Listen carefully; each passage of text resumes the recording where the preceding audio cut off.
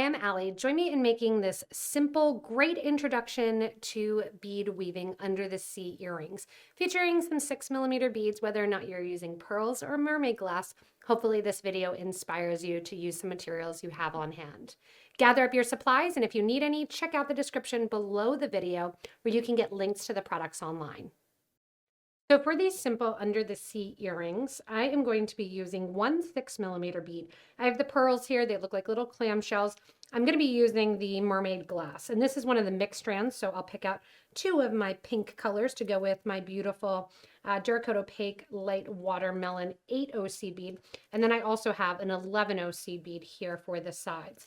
This is a very simple introduction to bead weaving. We are going to be using some 0.006, so size 6, green wildfire beading thread, and then you'll want a size 10 or a big eye needle. Either one will work for this design. You want a pair of ear wires, and if you want to use seed beads at the top, you'll want a little jump ring, or I'm going to use wire guard to show you how to do the different styles. Go ahead and get about 4 feet of beading thread onto a needle, and we'll get ready to begin.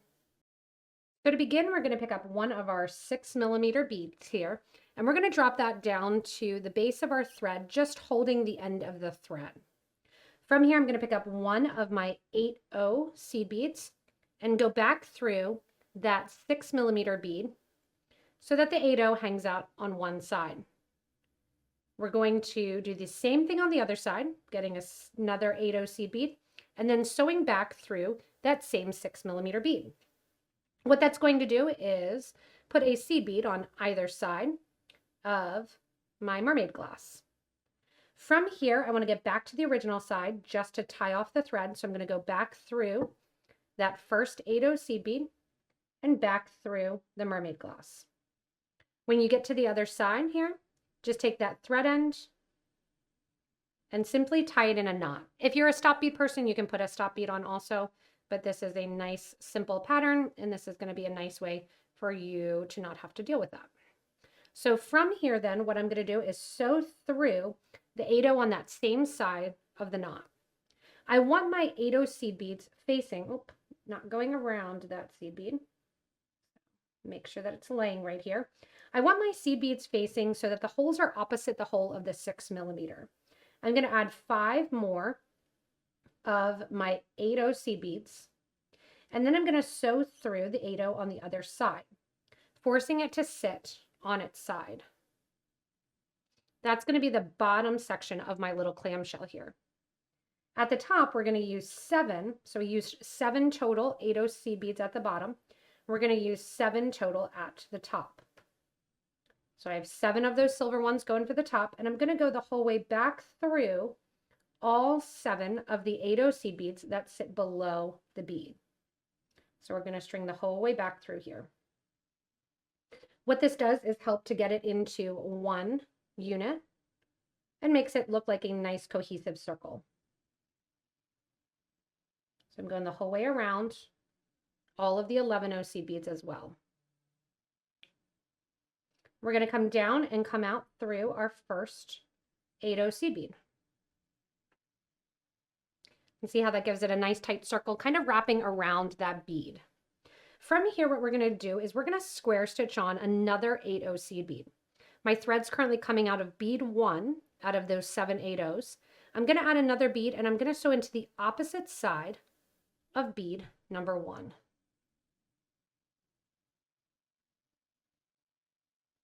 From here, I'm going to go the whole way through then to the opposite side of the 8Os. See how that second 8O is just kind of hanging out down there? We're going to do the same thing on this side. So this time I'm coming out the very end of the piece here. I'm going to pick up another 8O seed bead, and I'm going to sew back through that 8O bead. Instead of progressing up to the 11O seed beads, I'm going to sew back through the 8O, my thread that I just added, and have the thread coming out there. So I have those little beads kind of sitting on the sides, and what that's getting me ready to do is set up the beads for the next fringe. From here, you're going to be adding beads. So we have 2 on the outside, and then I'm going to add an additional 8 beads, so 10 total.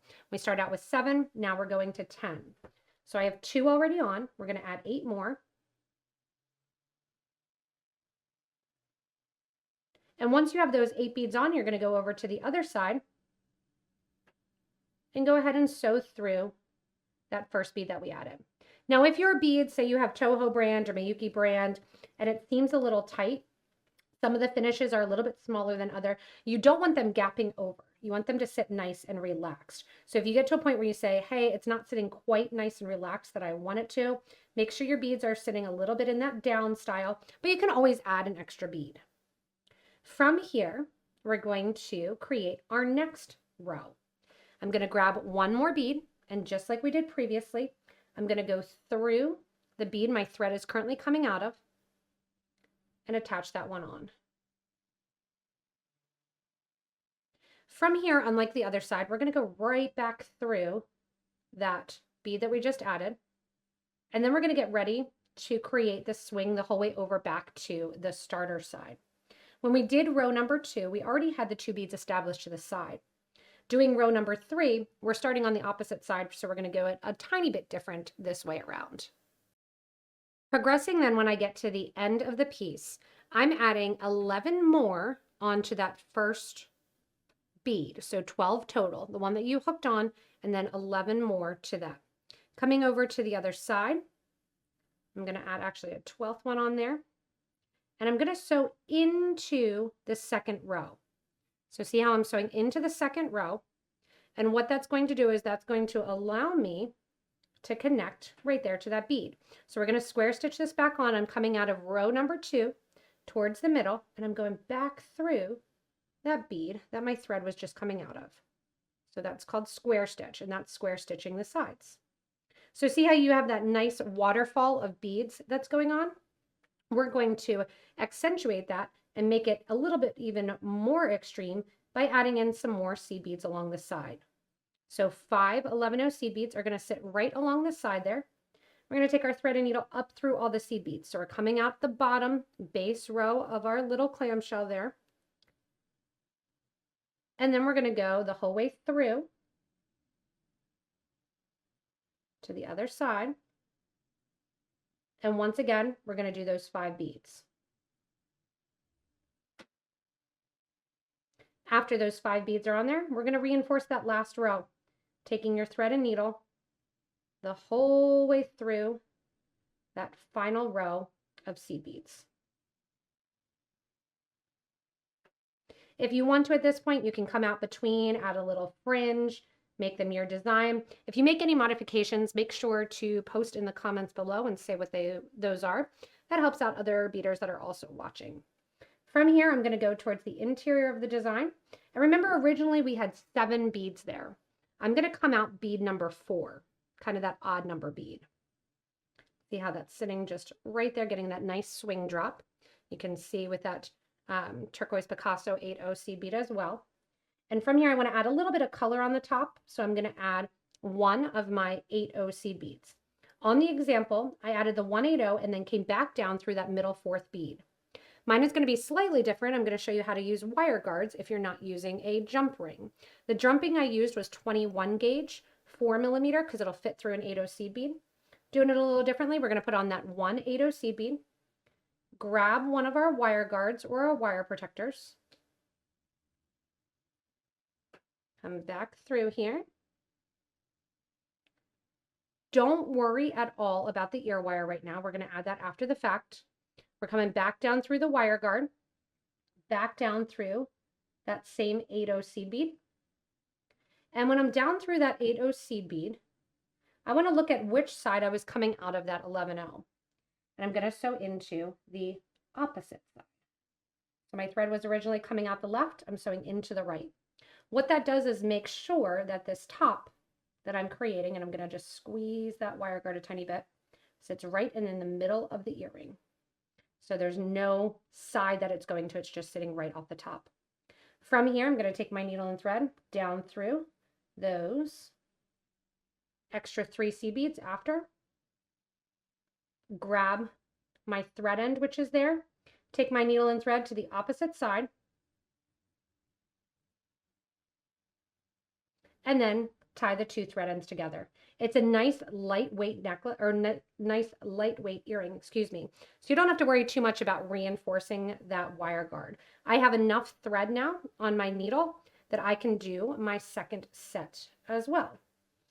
You probably have some 6mm beads and some 8/0s and 11/0 seed beads sitting around at home. This is a great use for that. From here then, grab a thread burner or a thread zap. Pull that thread back to the side. Burn off those extra thread ends. Burn them flush against the project. And then grab your ear wires, whether or not you're doing it in the style that you have your jump ring, or even going a little bit fancy here with the flourish ones. Open them up by pulling that to the side, pushing that to the side, grab your wire guard or your wire protector, put that on there, and then simply close that up.